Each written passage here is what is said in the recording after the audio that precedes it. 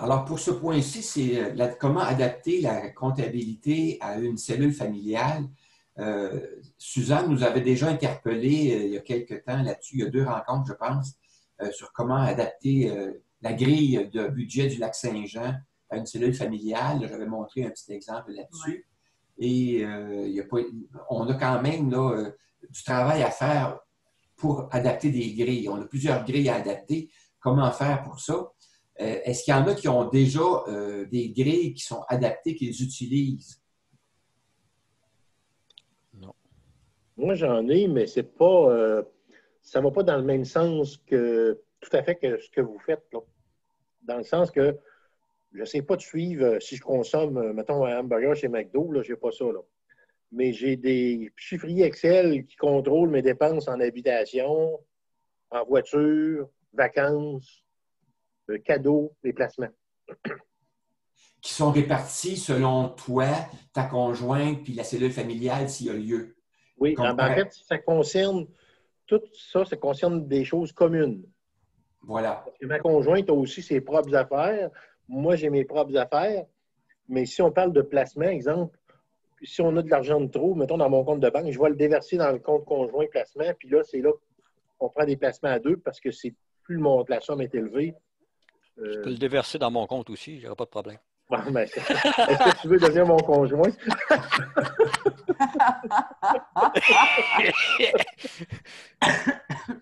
Mais finalement, parce que c'est plus facile de négocier plus la somme est élevée. Là.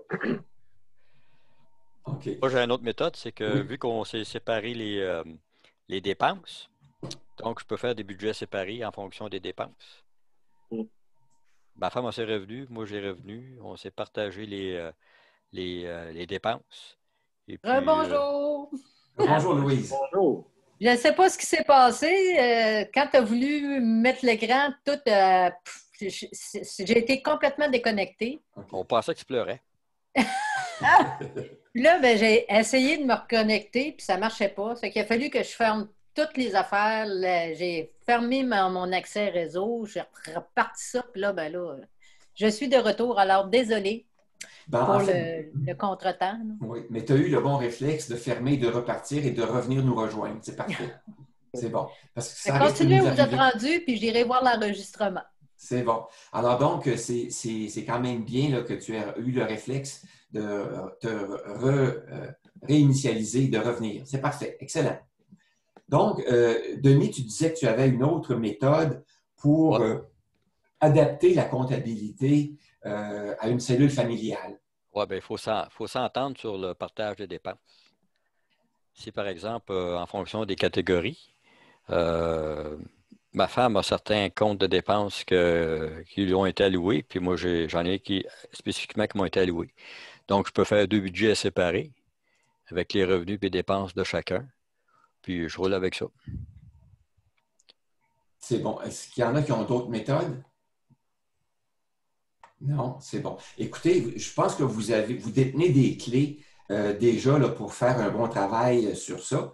Moi, de mon côté, je vais vous exprimer comment j'ai envisagé la chose. La réflexion que j'ai faite là-dessus, je l'ai faite cette semaine, à vrai dire. Puis j'ai mis ça dans un fichier. Je vais vous présenter ça si vous le permettez. Ça va probablement aussi conforter ce que vous faites déjà comme pratique. Et si la façon de le faire, de le mettre dans des grilles, on peut imaginer plusieurs façons, mais je vais vous présenter une façon de le faire qui pourra peut-être vous inspirer pour adapter les grilles que vous utiliserez. Alors, puis cette grille-là adaptée, mais je vais vous la rendre disponible, bien sûr. Alors, si vous permettez, je vais aller ouvrir dans ma liste de documents. Je vais d'abord fermer le guide d'habitation pour ne pas surcharger la bande passante, comme nous le soulignait Denis. Et je vais aller dans la rencontre ici, chercher un fichier Excel portant sur l'adaptation. En fait, Bernard, je pense que c'est plus une question de mémoire que de largeur de bande. Ah, c'est pas possible, hein? C'est pas possible. À chaque fois que tu ouvres une application, ça charge les mémoires, puis là, ben, goodbye. Oui, c'est ça. Tu as tout à fait raison. OK. Là, je vais vous partager ce fichier-là. Moi, je l'ai ouvert à mon écran. C'est bon, je vais tenter de vous le partager.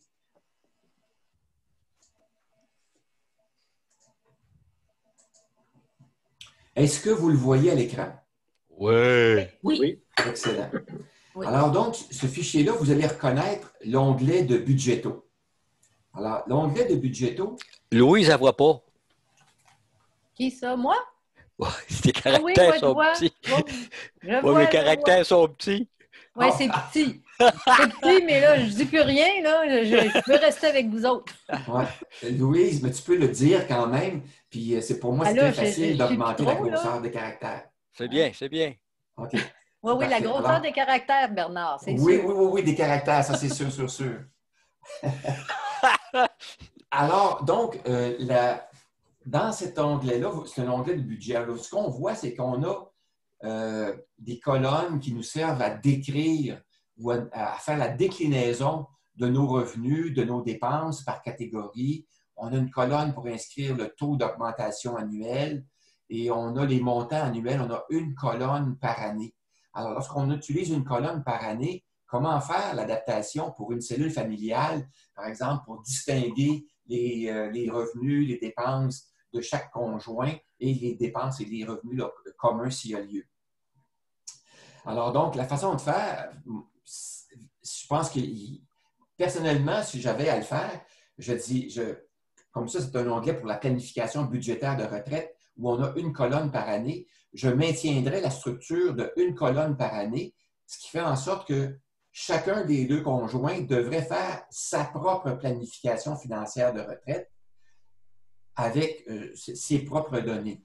Cependant, dans la cellule familiale, il y a des arrangements qu'on prend. Alors, comment tenir compte des arrangements qu'on prend pour le partage des dépenses qui sont communes?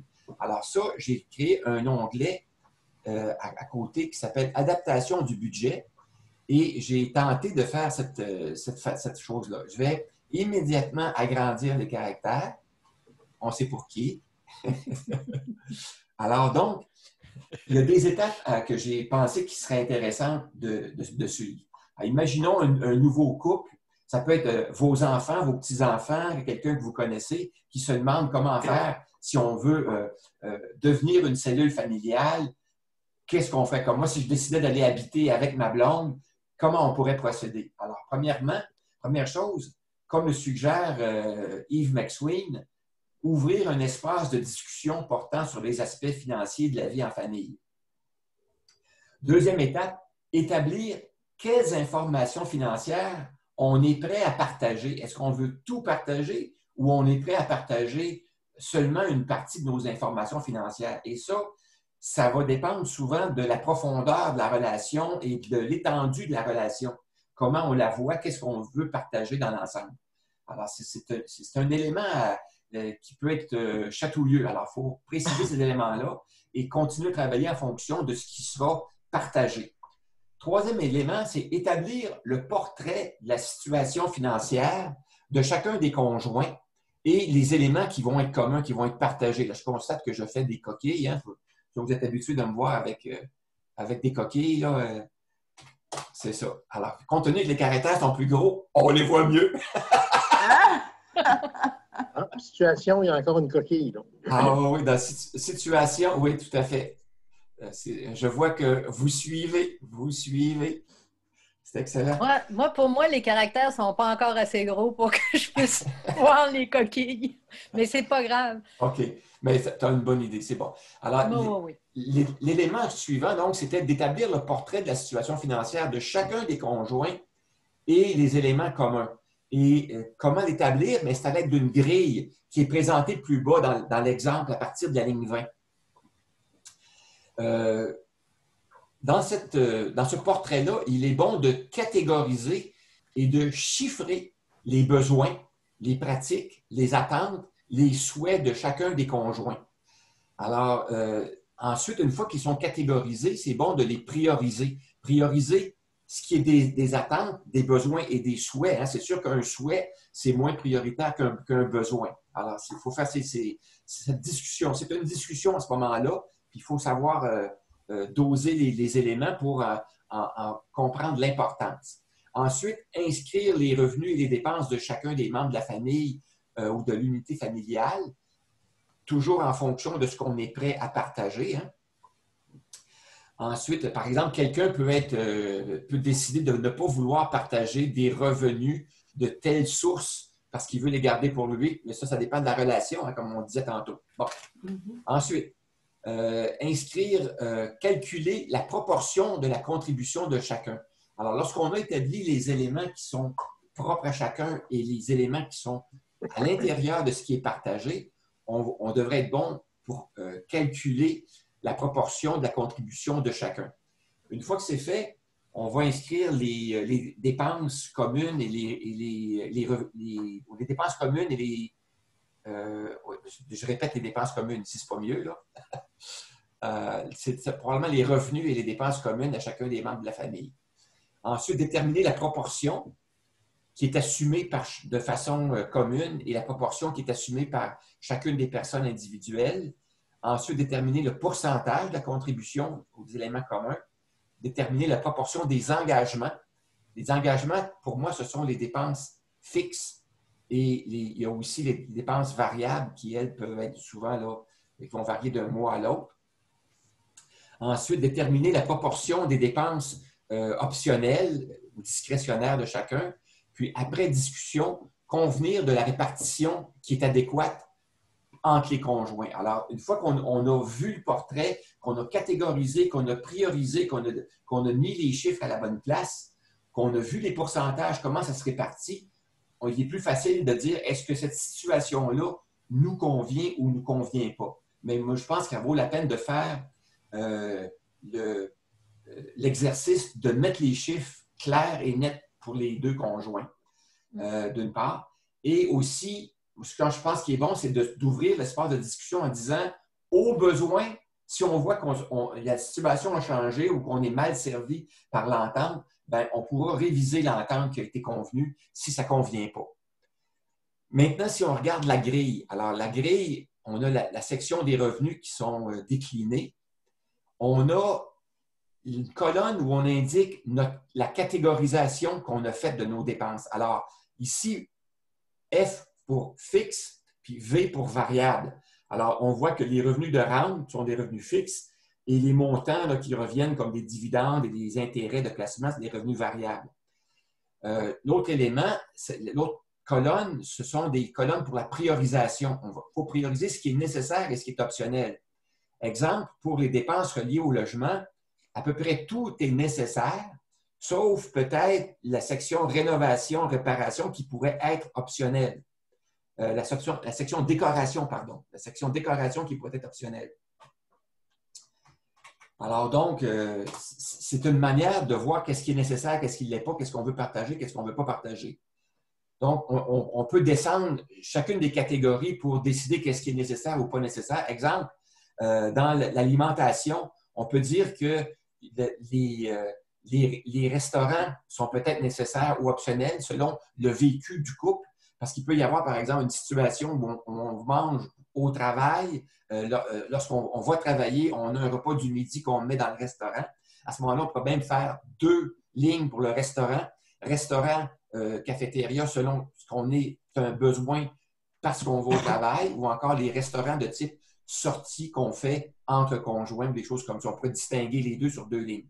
L'autre élément qui peut être variable aussi et non prioritaire, ça peut être l'alcool. Hein? On peut décider que l'alcool, c'est quelque chose qui est optionnel. Pour certaines personnes, peut-être. Pour d'autres, non, on ne sait pas. Ça dépend. Donc, un service essentiel. Oui, en fait, c'est qu'on oui, on l'a vu durant la c'est un service essentiel. C'est ça. Le fait de pouvoir indiquer ce qui est fixe, ce qui est variable, ce qui est nécessaire et ce qui est optionnel va nous permettre de relativiser lorsqu'on va venir le moment de la discussion et de dire, étant donné que ça, c'est prioritaire, on est peut-être mieux de mettre ça en commun et ce qui est optionnel, le mettre dans ce qui est réservé à chacun, ce qui n'est pas partagé. C'est un exemple qui pourrait être un choix là. Ensuite, dans les autres colonnes que j'ai placées, bien là, j'ai placé l'idée, c'est de placer les montants annuels pour chacun des conjoints et s'il y a lieu, les enfants. Parce qu'un conjoint pourrait arriver avec 2 enfants, l'autre conjoint pourrait arriver avec 3 enfants et ça fait donc des enfants qui sont à la charge de un ou de l'autre. Alors, est-ce que ça va dans l'espace, une colonne pour les éléments communs? De sorte que ça va être plus facile à ce moment-là de voir la répartition et de faire le total pour en arriver à la fin, lorsqu'on a rempli la grille au complet, à voir comment tout ça se répartit. Alors, on a toutes les catégories de budgétaux. Là, je ne reviens pas là-dessus. Vous pourrez les voir. Mais à la fin, ce qui est intéressant, c'est de voir qu'on peut arriver avec des montants d'épargne différents pour un et pour l'autre, dépendamment si le salaire est différent ou les revenus sont différents de un à l'autre. Il se pourrait que même si on a convenu d'une entente que ce qui reste dans les poches de chacun peut être différent. Comme dans ce cas-ci, après l'entente convenue, ben, le conjoint 1 a un surplus, si vous voulez, une épargne possible dont il peut disposer à sa guise de 9 500 et l'autre de conjoint 2 de 6 000. Mais ça peut être considéré comme correct et équitable et vivable.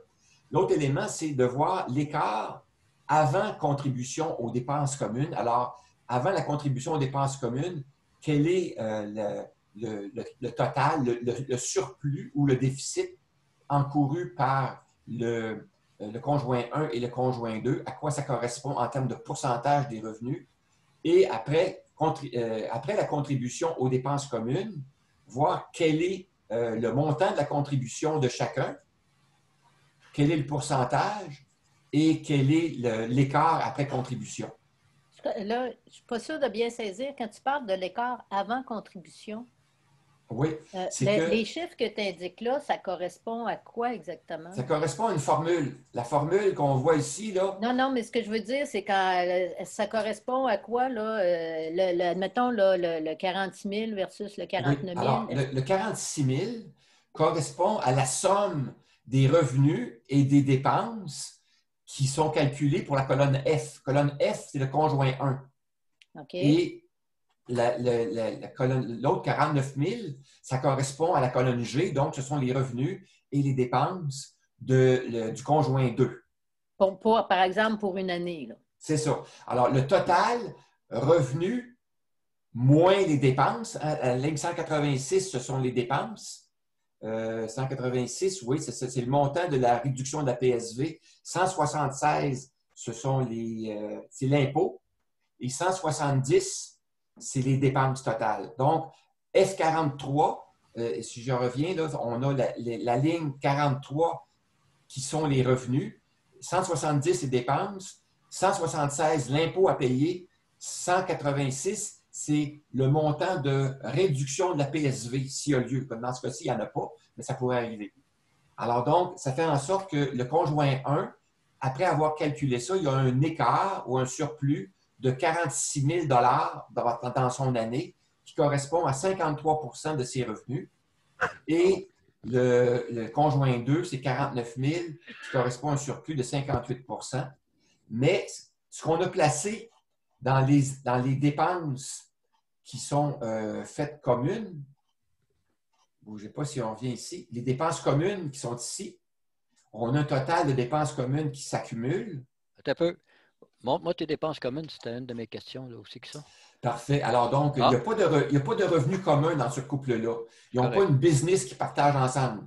OK. Mais s'ils partageaient une business ensemble, il y aurait des revenus d'entreprise qui seraient communs peut-être, je ne sais pas. Là. Bon, OK. Ici, ce qu'ils partagent en commun dans ce couple-là, il y a l'hypothèque, il y a l'électricité, l'habitation, l'assurance habitation, le téléphone, téléphonie, TV, Internet, donc le forfait de téléphonie là, et de câble de distribution, le déneigement, l'entretien et les réparations et la rénovation. Ils partagent aussi l'épicerie. Ils partagent, ici, comme vous voyez, là, le restaurant. Alors, il y a un des deux conjoints qui travaille, l'autre est à sa retraite. Alors, donc, c'est pour ça que lui, il y a des restaurants qu'il prend sur son heure du dîner. Alors, lui, ses dépenses à lui ne sont pas mis en commun. Je ne sais pas si vous voyez ça. Oui. OK. Alors, et ils partagent aussi l'alcool. Ils ont décidé que l'alcool, quand ils prenaient un coup, ils prenaient ça ensemble. J'ai manqué quelque chose. Est-ce que tu as déclaré les dépenses reliées au logement comme étant communs ou... Oui. Ici, là, l'hypothèque. Oui. L'hypothèque, c'est commun. À quoi tu vois ça? Bien, et sur la ligne 47. Oui, je le vois. OK. Ah, mais je ne l'ai pas. Oui, c'est marqué commun. Ouais, Ici, commun en haut, là. colonne J, commun. La, Ah, la colonne J en haut, ici, là. C'est Des commun. coquilles à commun. La J colonne ou J. G? J comme dans jambon. J comme dans Jean. J G, comme dans H, I. Jadot. Ah, ben je le vois pas, il est trop. Trop à droite. Il est décalé. OK. OK, Est-ce que tu le J, vois G, maintenant? J. Confirmé, c'est marqué commun. Ah, OK. Tu peux Colonne déclarer J, commun ou pas, ouais. c'est ça. Puis tu mets quoi là-dedans dans cette colonne-là? Tu mets. Ce sont les dépenses Ouais, mais et ou les revenus qui sont considérés comme, après discussion, qu'est-ce qu'on met en commun? Qu'est-ce qu'on partage? OK, OK, mais si Alors, tu. le loyer va être payé, mais il va être considéré comme étant euh, une charge J'ai compris. commune qui est partagée par les deux. Sauf que qu'est-ce que tu mets dans la colonne J commun? Tu mets un X ou quoi? J'ai marqué le montant, 18 000 $. Ah, tu le mets. L'entrée se fait à cet endroit-là. Oui, c'est le montant que OK, je mets. J'ai mis correct. 18 000 $. Là, je vais le mettre un peu plus proche. Ce que je peux faire, c'est que je vais fixer les colonnes. Ça va être plus facile pour vous de suivre. Là. Je vais fixer ça ici comme ça. Ben, j'ai compris. Mais je comprends qu'il faut aussi que je vous facilite le survol parce que ayant construit le fichier, je sais un peu comment je l'ai organisé, mais pour vous, c'est préférable si je peux vous le montrer de façon plus facile. Là. Alors, donc, le conjoint 1, 62 ans, conjoint 2, 63, conjoint 1 au travail, conjoint 2 retraité. D'où l'idée que les revenus sont différents. Il y en a un qui a des revenus d'emploi, l'autre des revenus de rente. Il y en a un qui a des revenus de placement qui sont plus substantiels que l'autre. Alors, vous voyez le total des revenus, 86 contre 85, revenus imposables et revenus avant le calcul de l'impôt sont là. Alors, donc, c'est ça. Puis, les dépenses communes, je vais vous rapprocher ça. J'ai mal fait ma fixation. Hein? Je n'ai pas placé la fixation au bon endroit. Bernard, les dépenses, c'est des totaux annuels ou c'est mensuel? C'est annuel. Annuel, OK. Oh, C'est ça. j'espère. Une hypothèque à 18 000 $ par mois. Là, Ouais. Fait qu'on pourrait faire les revenus puis les dépenses de façon mensuelle ou annuelle? En fait, c'est que, mettons que je connais le montant de mon hypothèque. Mettons, mon hypothèque est à 2 000 par mois, fois 12, 24. Ouais. Je marque dans la cellule égale 2 000 fois 12. Ouais. Ça va me donner 24 000. Okay. C'est bon? C'est beau. J'ai pas... là, je vais fixer. Voilà. Bon. Là, ça va être plus facile pour vous. Mais on ne voit pas grand-chose. Ma fixation n'est pas bien placée.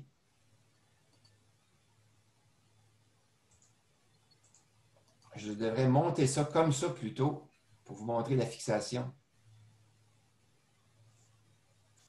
Ça va être plus facile pour vous à suivre à ce moment-ci. Puis je vais rétrécir cette colonne-là. Denis, est-ce que tu vois mieux les montants? Oh, oui. Okay. En fait, je sais ce que tu veux faire. Tu veux fixer les colonnes et les lignes. Oui, c'est ça. Dans la tête. Non, voilà. Ça va être plus facile comme ça. Est-ce que tu vois la colonne commun? Tout à fait. OK, c'est bon. Oui. OK. Donc, on voit qu'il y a des dépenses qui sont communes, il y a des dépenses qui sont pour chacun des conjoints. L'idée, c'est ça, c'est d'inscrire qu'est-ce qui est commun qu'on décide qui va être partagé. On met ça dans la colonne commun, on met les montants annuels. Comme l'électricité, j'ai mis 3 500, mais si vous savez que vous avez une facture d'électricité de 2 000 $ par mois, vous faites égal 2 000 fois 12. Alors, c'est un exemple. Là. Ou 250 ou 350, peu importe, vous marquez le montant fois 12 s'il y a lieu. La même chose pour les assurances et tout. Là, je suis allé un peu rapidement au hasard. Hein, vous comprenez que j'ai fait ça un petit peu vite. Oui, mais c'est correct. C'est pour la démonstration. Moi, c'est juste que je voulais comprendre le avant, tu sais, dans tes lignes plus loin, là, lorsque tu fais la somme. Le calcul, moins la somme des revenus, moins les dépenses, moins l'impôt, moins tout ça. C'est ça. Le écart avant contribution, moi, c'est juste ça que là, je ne suis pas sûre de bien saisir ce que ça signifie. Tu sais, par exemple, si on a à avoir une discussion avec notre conjoint,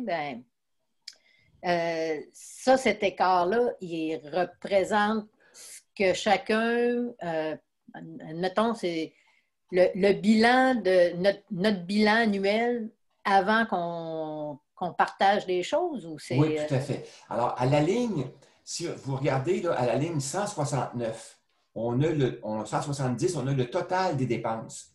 Alors, pour le total des dépenses du conjoint 1, c'est 18 300. Le conjoint 2, 10 300. Ça représente 21 des revenus du conjoint 1 et 12 des revenus du conjoint 2. OK. Et dans les éléments qui ont été décidés d'être mis en commun, ça représente 44 000 de dépenses en tout. Alors, qu'est-ce qui a été partagé en commun? On a 1 600 pour le mobilier, on a 600 pour les loisirs, on a le transport 1 000 on a les soins de santé 400, l'alimentation 11 000 et les dépenses reliées au logement 28 000. Alors, ça fait un total de ce qui a été décidé ensemble, que vous vouliez partager ou que les deux conjoints ont décidé de partager. Un total de 44 000. C'est bon? Oui. Alors, c'est ça. Donc, on a à la ligne 195, là, on a le 195-196, l'écart entre les revenus et les dépenses qu'aura à faire chacun des deux conjoints, mais avant la contribution aux dépenses communes. C'est-à-dire que ce ne sont que les dépenses propres à chacun des conjoints et les revenus propres à chacun des conjoints et l'impôt à payer propre à chacun des conjoints. Et ensuite, à la colonne suivante, on rajoute à ceci, on va rajouter l'information qui est dans la colonne K. Je ne sais pas si vous voyez là, la colonne K 170, qui se trouve à être le total des dépenses qui ont été qui sont là. J'aurais peut-être dû prendre la colonne J, hein? J'aurais peut-être dû prendre la colonne J. Mais en tout cas, on va le tenter avec J.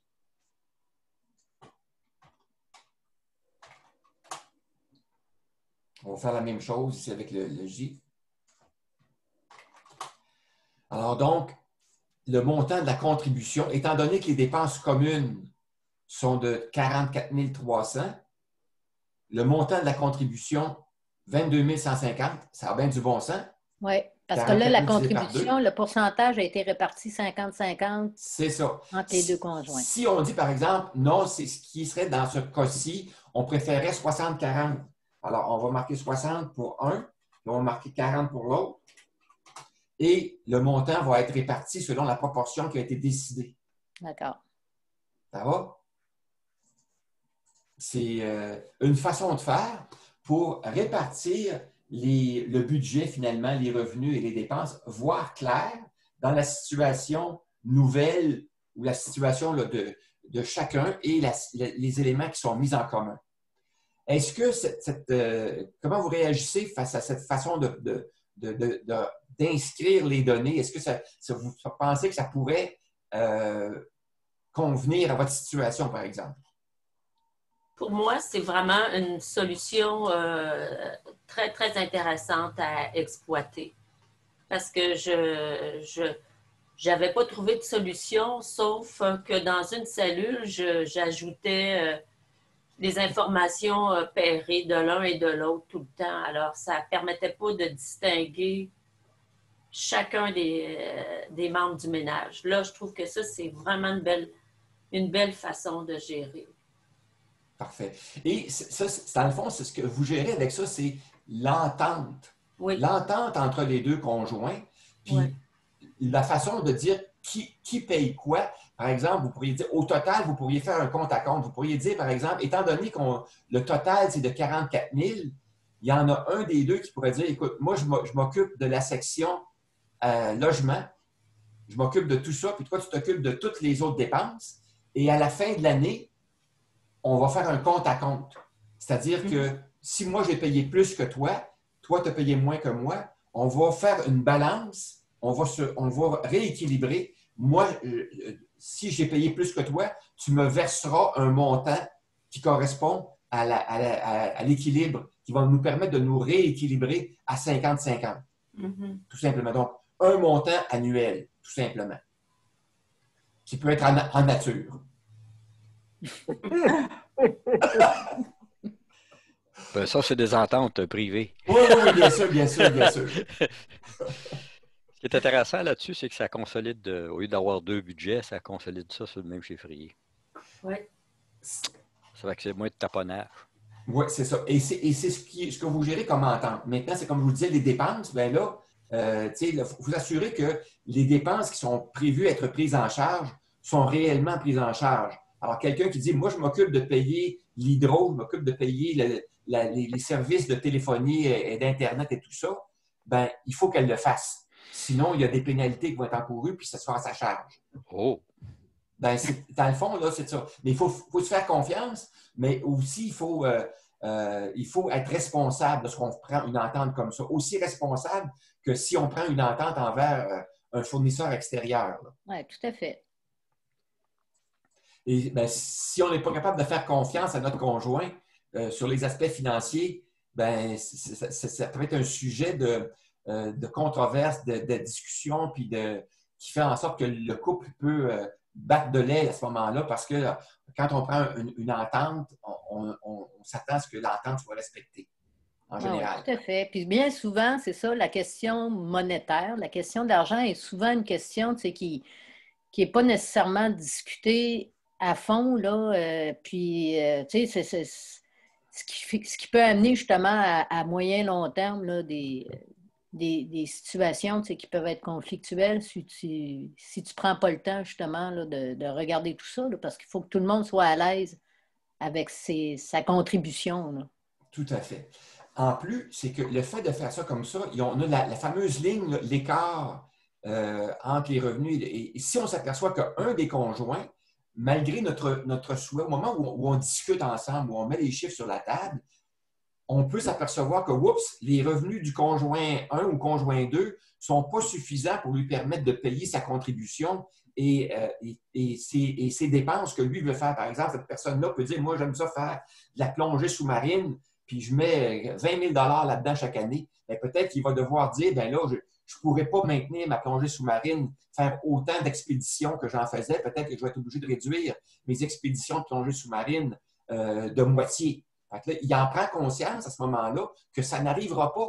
Alors, il va prendre la décision de sacrifier une partie de ses loisirs pour en arriver à être capable financièrement de respecter l'entente qui convient à son couple ou à son ménage.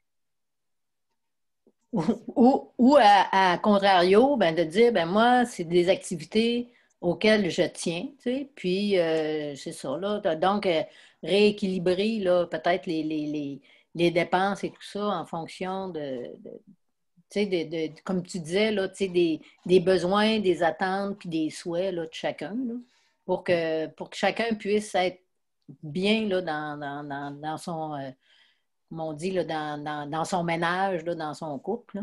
Tout à fait. Exemple de ça, on pourrait dire, ben, si on n'a pas encore aménagé ensemble, ben, on va peut-être trouver un arrangement pour prendre une maison, une habitation, un loyer qui va nous coûter moins cher, de façon à ce que je puisse, moi, arriver financièrement à maintenir mes autres priorités. Exact. Alors, on pourrait prendre une maison plus petite, une maison, un logement plus petit. C'est ça. Alors, c'est des compromis à faire, mais le fait d'être capable d'en discuter, de voir les chiffres et noir sur blanc, de les catégoriser, les prioriser, ça permet aussi de s'installer de façon plus, je dirais, plus claire Ouais. pour soi-même et aussi pour l'autre. Tout à fait. Moi, en tout cas, je trouve ça bien intéressant, là, comme... Bravo. Alors, donc, on a cet aspect-là. Maintenant, ça, c'est l'aspect du budget. Alors, vous allez... Il y a encore des coquilles. Hein. J'ai vu des coquilles encore là, tantôt. Là. Je vais tenter de corriger ça tantôt, puis de remettre une version à jour exempte de coquilles. L'autre onglet, c'est l'onglet « Adaptation du bilan ». Parce que là, on a regardé les revenus et les dépenses annuelles, mais on a aussi le bilan qu'on peut adapter si on le souhaite. Alors, dépendamment, comme je vous disais, de la relation avec l'autre, si la relation est profonde, elle est étendue et elle est assez large, bien, peut-être qu'on va décider qu'on met aussi ensemble le bilan, c'est-à-dire nos actifs et notre passif, nos placements et nos dettes. Alors donc, l'idée, la façon de faire pour le bénéfice de tous, je vais augmenter la grosseur des caractères. Alors donc, comment répartir tout ça? Alors, je vous suggère les étapes suivantes. Pour une année donnée ou pour une période donnée, faire l'inventaire. Quand je dis période, ça peut être une période les 5 dernières années, par exemple. Ça peut être l'année dernière ou les 5 dernières années, par exemple. Alors donc pour une période ou une année donnée, faire l'inventaire des biens et des dettes de chacun des membres de l'unité familiale, déterminer à qui appartiennent ces biens et ces dettes-là. Et ça peut même couvrir aussi l'inventaire des biens physiques, le mobilier qu'on a, les équipements qu'on a. Il ne faut pas gêner de pouvoir les mettre ensemble, de pouvoir en faire la liste. Ça va faciliter la répartition des éléments si jamais le couple vient qu'à rompre. Ensuite, lorsque les biens ou les dettes sont communes, déterminer le pourcentage de la valeur et des obligations relevant à chacun des conjoints. Exemple de ça, si on décide qu'on achète une voiture en commun, on peut choisir un modèle qui convient aux deux, ou encore, puis là, on paye 50-50, ou encore, on peut dire, on achète une voiture, mais moi, je suis un passionné de voiture, puis je veux avoir une voiture plus luxueuse qui contient plus ci, plus ci, plus ça. Et l'autre dit, ben non, moi, ce que je suis prêt à payer, c'est une voiture qui me mène du point A au point B, bien ordinaire. Alors, je ne suis pas prêt à mettre autant d'argent sur une voiture.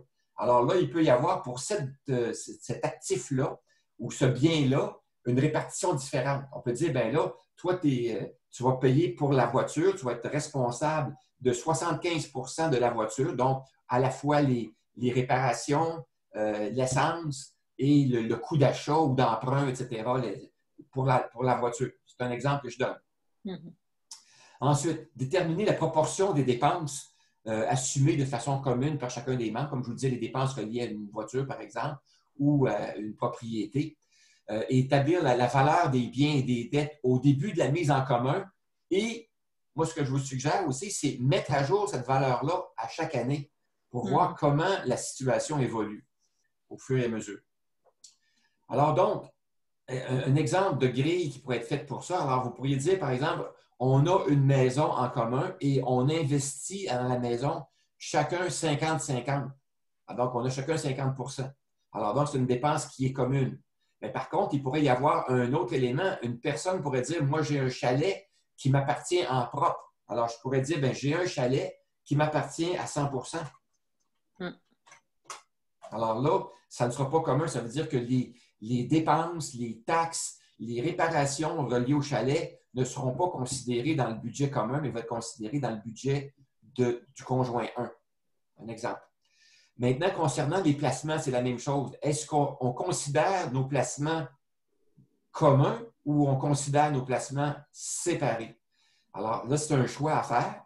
Moi, de mon côté, si j'avais à le faire avec ma blonde actuelle, je préférais que ce soit séparé parce que mon profil d'investisseur est très différent du sien. Et si je l'incitais à utiliser mon profil, elle serait malheureuse. Et si elle m'incitait à prendre son profil, je serais malheureux. Alors donc, ce serait la solution gagnante pour nous, ce serait de considérer nos placements de façon séparée. Alors, chacun des conjoints s'occupe de son portefeuille de placement et les gère comme il se sent adéquat. Par contre, on peut dire, bien là, on veut avoir un placement pour faire un projet voyage à chaque année. Alors, on va mettre en commun un budget ou un placement qui va nous servir à faire un voyage chaque année. On va mettre un montant, le même montant tous les deux chaque année dans tel compte pour qu'on puisse faire un voyage et on met ça 50-50. Exemple. Même chose, on peut dire un fonds de prévoyance. Le fonds de prévoyance, est-ce qu'on le met commun ou ici, je dis le projet voyage, il peut être séparé, mais il peut être aussi commun, dépendamment de ce que vous choisissez.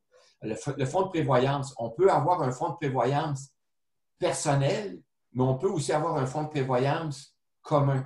Alors, pour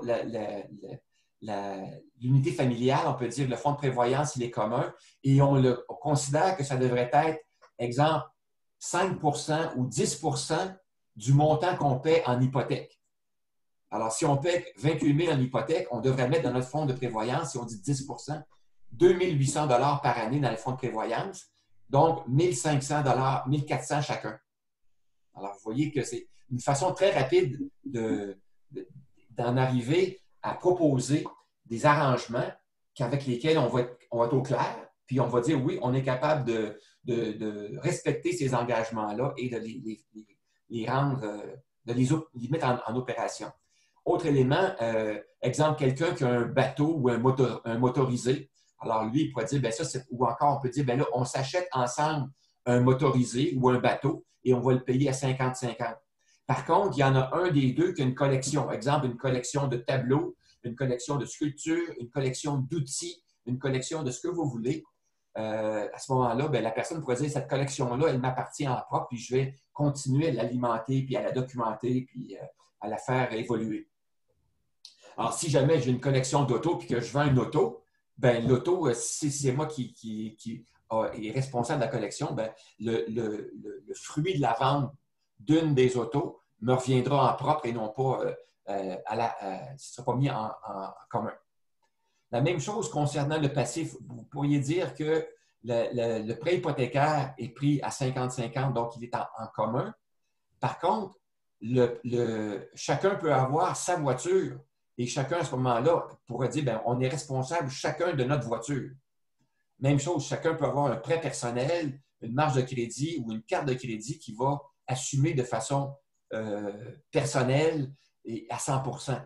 Alors, même si j'utilise ma carte de crédit ou mon compte bancaire pour payer une dépense commune, je suis responsable de ma carte de crédit. Alors, si je n'ai pas acquitté le solde de ma carte à la fin du mois, s'il y a des pénalités, je serai responsable des pénalités et non pas le couple, même si, avec ma carte de crédit, j'ai payé une dépense qui était commune. Mm-hmm. Alors, vous voyez, ça clarifie les choses, le fait de les mettre comme ça, noir sur blanc. Puis, vous pouvez aussi profiter des colonnes suivantes pour ajouter des commentaires. Alors, si vous voulez ajouter un commentaire concernant les pénalités, bien là, vous pourriez le dire, ou l'utilisation. Par exemple, vous pourriez dire, on a un projet de rénovation. Alors, le projet de rénovation, il va être, je ne sais pas, sur une marge de crédit. Bien, on ouvre un compte spécial pour ça. Ça peut être non.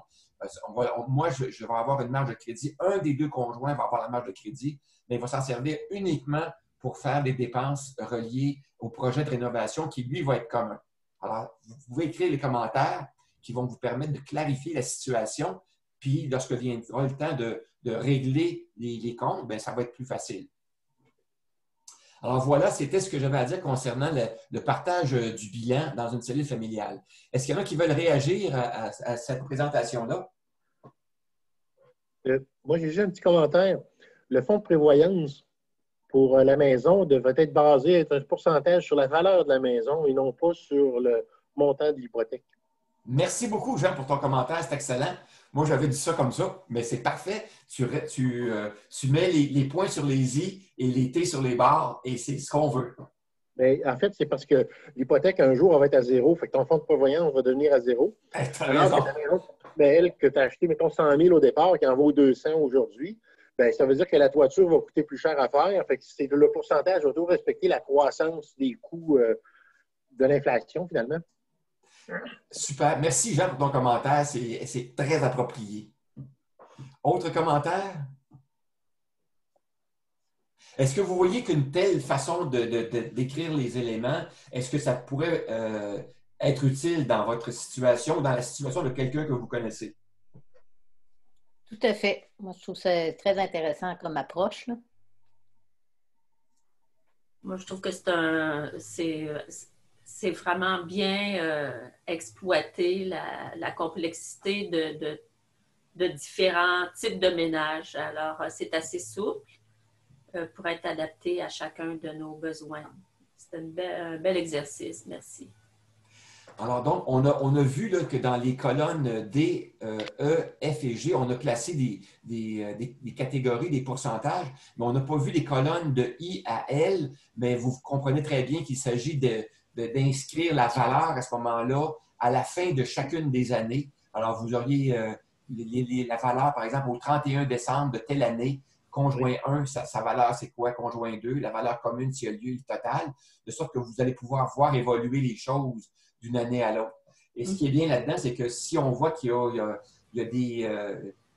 si l'évolution ne se fait pas dans le même sens pour chacun des deux conjoints, par exemple, il y en a un dont la valeur des placements augmente plus vite que l'autre, ou un conjoint, la valeur de ses placements diminue et l'autre, la valeur de ses placements augmente, bien là, ça va vous permettre de discuter ensemble et voir à quoi c'est dû. Est-ce que c'est dû à une situation qu'on connaît ou une situation qui nous a échappé? Si c'est une situation qui nous a échappé, il faut creuser pour voir est-ce qu'on peut la réchapper, est-ce qu'on peut la corriger, la rectifier. C'est l'occasion d'échanger et de discuter pour remettre les finances du couple sur les rails correctement, parce que s'il y a une situation de un des deux partenaires qui va en se dégradant et que l'autre, la situation s'améliore, bien, ça peut créer un hiatus, ça peut créer des frictions, ça peut créer une situation qui va devenir difficile à terme. Alors, plutôt que d'arriver avec un immense problème dans 5 ans, aussi bien le voir venir d'avance et pouvoir faire des corrections au fur et à mesure et engager la discussion là-dessus aussi.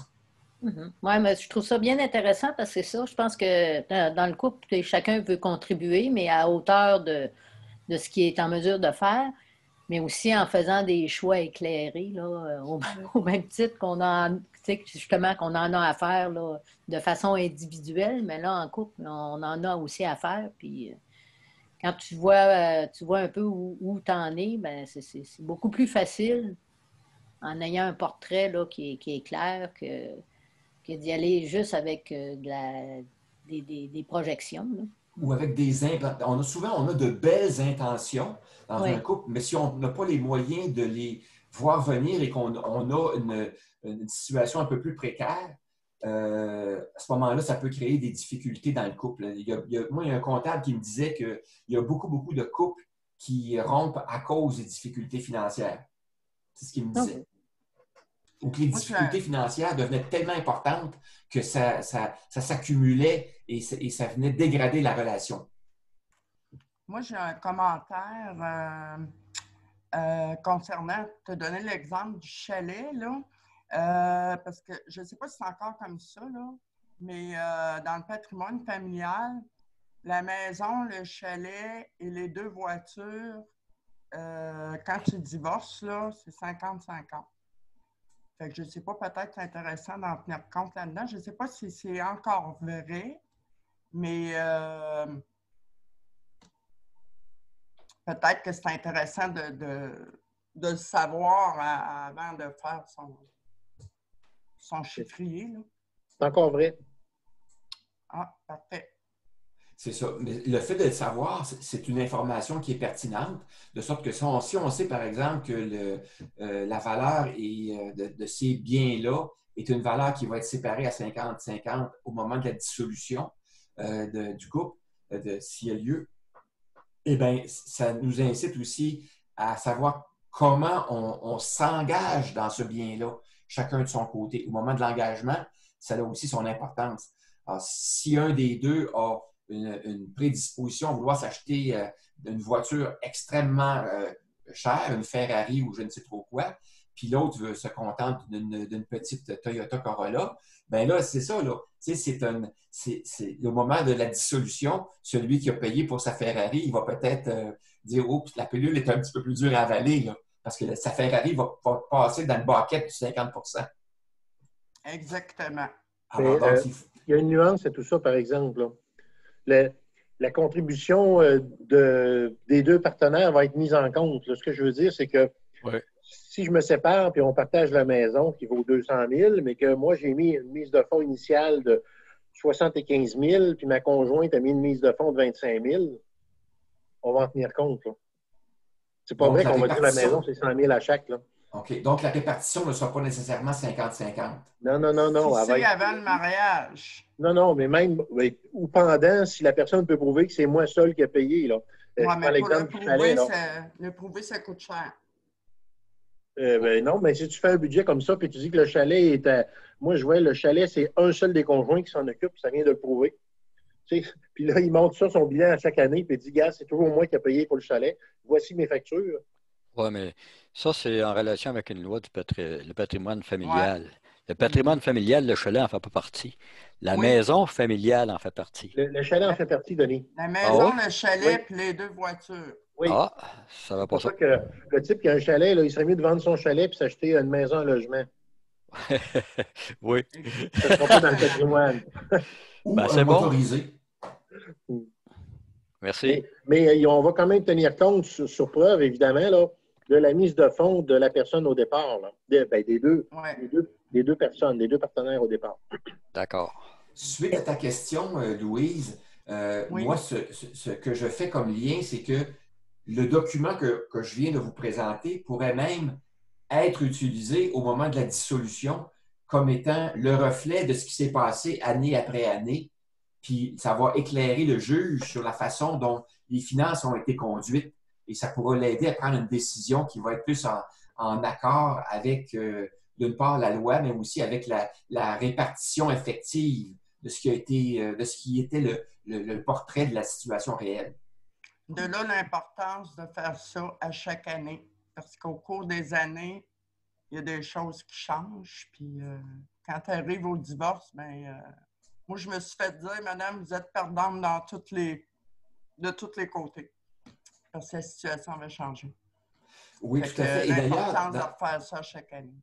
oui, et dans une relation qui s'étend sur plusieurs années, il peut y avoir des situations où, par exemple, un des deux conjoints, une année, a perdu son emploi et là, le temps de s'en retrouver un autre, il n'y a pas eu de revenus pendant cette période-là. Donc, peut-être qu'il y a eu un arrangement pour dire, ben, pendant cette période-là, on va réviser l'entente, puis tu pourras contribuer moins aux dépenses communes et c'est l'autre qui prend en charge cette dépense-là.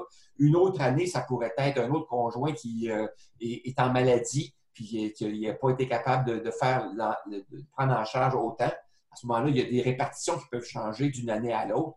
Mais l'idée, c'est de mettre ça au clair, de prendre des arrangements, puis quand on a un espace de discussion qui est ouvert et qu'on documente les choses, je pense que c'est plus facile que si on y va là, selon les souvenirs qu'on a. Te rappelles-tu, il y a 5 ans, quand on a décidé ça, comment c'était? Oh, il y a de l'eau qui a coulé sous les ponts, là. Peut-être que notre souvenir est moins clair. Alors, le fait de le documenter, de le conserver, ça permet donc de retomber sur les éléments les plus pertinents, les éléments les plus véridiques aussi. D'où l'idée de mettre à jour, si jamais vous changez vos ententes, de mettre à jour le document, si jamais vous utilisez un tel document, de façon à ce que ça reflète bien la réalité. Pas d'autres commentaires? Non. Alors, je vais cesser le partage et je vais cesser l'enregistrement.